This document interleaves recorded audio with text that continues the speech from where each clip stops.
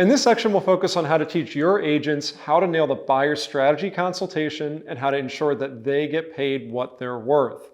We'll talk about the NAR settlement and how to bake commission into the buyer's representation agreement such that buyers are willing to pay it even if a seller isn't planning to contribute. This is an extremely important skill for both your agent and for you. Think about it big picture. You want your agents to be able to get sales that are going to stay together so they can feed their families, and you also need that for your own business. It doesn't make sense to have a bunch of agents on your team who aren't selling homes. That's called a drain on resources. So Elise, you have a pretty specific process that you've learned. We've tried and true through lots of failure and trial and error. And it's so important, again, as a leader to figure out where your time and energy should be spent. That's right. So I'm not going to sit there and explain every single detail of a buyer strategy meeting with my agents. They are responsible for taking initiative and learning the majority of this. And my job is to follow up to make sure they're implementing and they've retained the information that are available in our already recorded training resources. That's right. And your role is sort of to bring a horse to the water, but not to make them drink, so to speak, where you're giving them the resources in this training to be able to learn the majority on their own, and then you just reinforce as a leader. Is that right? Realistically, a lot of agents work mostly with buyers. So this training is one of the first trainings that's going to come across a new team agent's desk. And this right here and how this plays out is so crucial because it's letting me know how this agent learns, how they retain information, and how much initiative they have. So this is actually so much more than just a buyer strategy training. It's me getting a window into how this agent runs their own business and how they are choosing to take leadership and guidance. So it's so much more than what it is, but I have a pretty strict process. Exactly. And it's important that you set clear expectations with your agents on how to learn and master this program. You may even want to have an incentive or a consequence tied to the buyer consultation. So on our team, you're not allowed to be on paid leads unless you have mastered the buyer consultation, tested on it, and nailed it. Well, why is that? We're not going to spend our own money buying leads for you if you can't even talk to a client and explain the buyer process and explain the contract to them. So you may consider looking at your team agreement and how some things are set up after you watch this training. Definitely. So the first thing, I'll send over a list of the steps to take along with the recorded resources that are applicable to this process. I'll have an agent watch the pre-recorded buyer strategy meeting training, which is going to run through how to explain each step of the process. Might be differently than what they're currently doing, or it might be brand new information all around. Go through that and then watch our pre-recorded mock strategy meeting, which you'll hear natural objections come up. You'll see how it might play out with a real client in person. And I tell them to watch it once and then take notes. 2 to 3 days later, they should be watching it again. It takes a while and usually hearing something more than once to actually retain information. So the second time they watch both those videos is more of like a knowledge check, and they're going to kind of reference their notes, make sure that they're full enough, that they have everything written down that they should. Yeah, and we also have the written out script. Depends on how an agent learns. So we have multiple resources, and depending on the agent's personality type, they're probably going to use one more than the other. That's right. And we've given you all these. We've given you the long form script of exactly what to say, the bullet pointed version, which some people may learn off of that. They may prefer to bring it to the meeting, or they may just not use it at all. But we have all those resources for the different learning styles. Absolutely. So what's next? Next, I'm going to have them role play with a friend or family member. It can be a little bit unnatural to go through a process. You have all this new information, and you have to find your voice and figure out what sounds natural.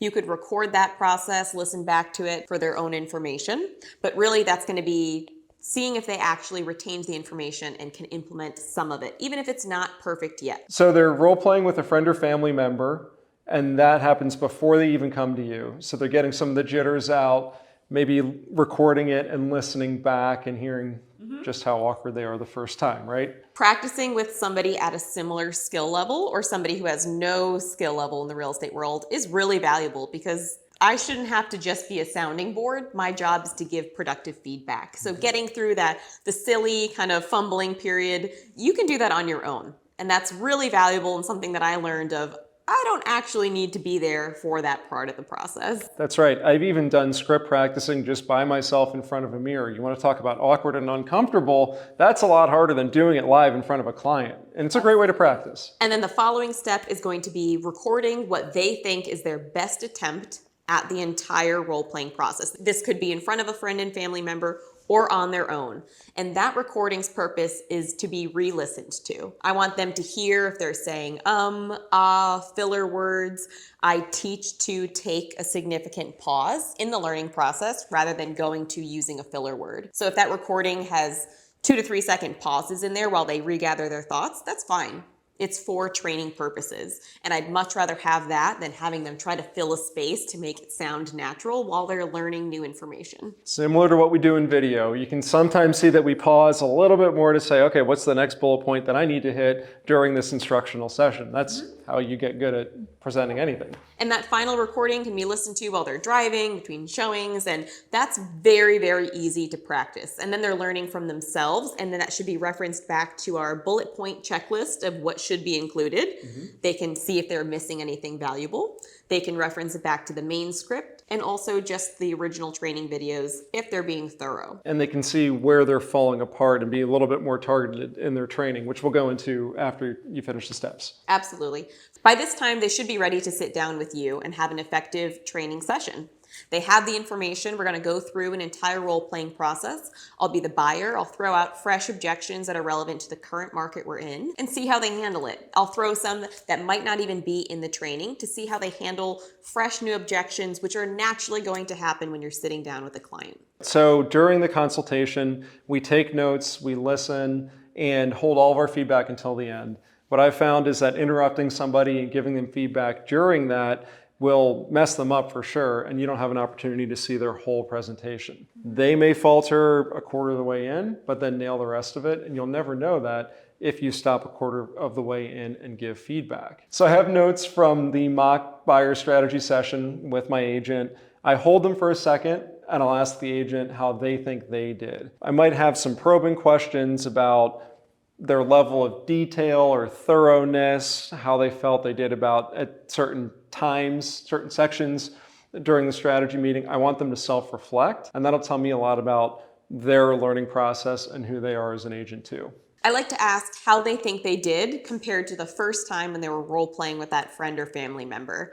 If they can see self-growth that was entirely on them, that is so valuable, and it's teaching them that you do not need to be there every step of the way and that they're capable of learning and growing on their own and then checking back in. So I'm setting the expectation of how our relationship as mentor and mentee is going to go through our working relationship. So at the end of the mock buyer strategy session, we will have a decision. They've either passed or they need to improve some more. And we'll set a follow-up appointment for them to, come back and do a second run through with us. At that point, hopefully they've got it, they've passed with flying colors, and hopefully they're feeling empowered and excited that they know more about the sales process. Because let's be honest, we're not prepared to sell real estate when we come out of real estate school. So this is the first major checkpoint or the first exam that they're passing that gets them closer to actually selling homes. Absolutely. And I do naturally have that in-person meeting and then a follow-up about a week later where it's just run it at me. It's not necessarily a back and forth role playing. It's a quicker process. We might skip the intro, outro, and focus on just the content of what they're going through. Exactly. Just to make sure that retention has now carried through those first few days and then also a week later. And you may approach that differently based on different agents. If you have somebody who nails the vast majority of it, you can just pick out those couple of sections that they didn't excel in and test on those. Yep. If I have somebody whose whole thing was kind of choppy, they weren't confident, and they had parts that they fell apart completely in, I'm having them do the whole thing over again. So just be smart about your time, and always keep in mind this person's an extension of you, an extension of your brand. So you want to make sure that what you're approving is consistent with what you expect them to do in the field. I have a lot of fun with this too, though. So those notes that we're giving for feedback, those are also notes for my follow-up calls, whether they're weekly, bi-weekly. I will on the fly, on a call, be like, okay, great, explain the appraisal process to me. What is it? When it's not in a list form of in the context, Explain it to me on the fly because you might need to with a client, and have that naturally be something that your brain can shift and find that file and go over in detail on the spot. That's right. So let's talk about some of the shortfalls or the follies that we've had as trainers in this process. I'll say first off, I've made the mistake of not having agents do pre-work. That's where this whole process came from, is the realization that anything that's repeatable can and should have a system behind it. And the system in this case are the series of videos that they watch and the scripts and the checklists. That should do the majority of the heavy lifting. I've canceled appointments before if an agent shows up unprepared and very clearly did not do the prep work to make this an effective time together. And that sounds harsh, but in reality, if they're showing up unprepared for our test and meeting, how are they showing up with their clients? I've canceled appointments for people who have prepped but haven't done it well enough. And that's different. It is, and I'll give them just general feedback on how to relax, what they should do to practice. I'll remind them of the different steps that we outlined, and I'll likely recommend that they practice with a friend or family member again and listen to it back, record it and re-listen to it before we meet. And that does protect your time and it upholds a certain standard. Now, what if it's clear that somebody hasn't done any prep at all? What if you ask them the question, what'd you do to prepare for this meeting? And they just kind of stare at you blankly. What do you do? If I ask and someone has very clearly stated that they didn't even watch any of the training videos, that's a really good indication that I should be making note of this for the future. If they're not respecting my time and efforts, this might not be a good long-term fit. And I think it's so important as team leaders to have these check-in points where you can keep track of and monitor if they're investing as much time and energy in their own business as you are. What do you do if you have an agent that's just so racked with nerves and so panicked to even meet with you? Is there anything that you've done to help ease them a little bit so you can even get into that meeting in the first place? Yeah, I do a lot of silly strategies, honestly. Okay. I think once they show up and they realize that this isn't as serious, or it is serious, but this isn't as much of a doom or gloom scenario, I'll have agents stand up and spin in a circle, do jumping jacks, tell a joke, like break the ice a little bit and get them to realize that, okay, failing with me is really not that big of a deal. I want you to fail with me because then we can improve and grow. I'd rather you fail that day than in the future with clients unprepared. One objection that agents are likely going to face at some point is, well, I heard I don't have to pay to work with a real estate agent anymore. And it's the whole point of this whole training about the NAR settlement, and the whole next module is how to handle that objection specifically. I can't think of a single thing that's more important to test an agent on than how to handle that exact objection. I mean, the reason this entire settlement is happening is because agents were not having those conversations. Yep. So checking in to make sure that they know what to say and how to say it is going to prevent this from happening in the future, and also just to better our industry as a whole. That's right. So I'd recommend that you test agents on a few things. What is the lawsuit? Explain it to me as if I'm a client. What's your value proposition? What actually goes into compensating a buyer's agent? Who is responsible for that? And what are the different scenarios that could come up with compensation? For example, if a seller is contributing towards compensating a buyer's agent or not. Checking in on how your agents are doing with this does not just have to be on your one-on-one calls and weekly or bi-weekly check-ins. This can be talked about at your team meetings monthly and regularly because you want to know how your agents are doing as objections and these fun conversations are happening. Those are the things that will make people confident when they hear that the situation is being managed continuously.